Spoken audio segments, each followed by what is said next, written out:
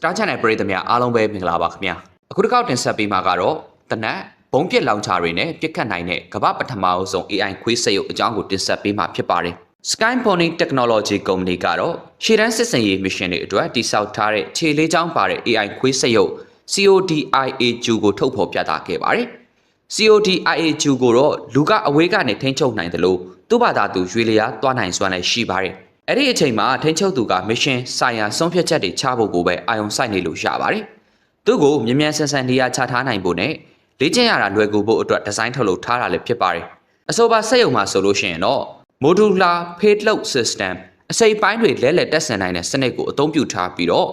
လက်နက် module တွေဥပမာအားဖြင့် 40mm ဘုံပစ်လောင်ချာဒါမှမဟုတ်စနစ် Gridge shotgun နဲ့အဆင့်မြင့်ပြစ်မှတ်ရှာတဲ့ electronic ပစ္စည်းတွေတက်ဆင်နိုင်ပါတယ်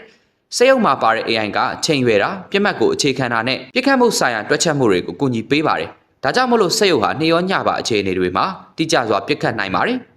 CODIAQ ဆိုရင်တော့ဖုံးရည်လှေကတစ်တွေကြမ်းတမ်းတဲ့မြေပြင်တွေနဲ့ရင်တွေကိုနှိပ်ခွေးစေတဲ့ရှုပ်ထွေးတဲ့နေရာတွေကိုကောင်းကောင်းကင်တွယ်နိုင်ပါတယ်သူရဲ့ရွေတရားသွားလာနိုင်မှုနဲ့တိကျမှုတွေဟာဆိုရင်တော့မြို့ပြတိုက်ပွဲတွေလုံခြုံရေးနဲ့ရန်သူနယ်မြေတွေတဲကိုထိုးဖောက်ဝင်ရောက်တာလိုမျိုးအခန်းကဏ္ဍတွေမှာအသုံးဝင်ပါတယ်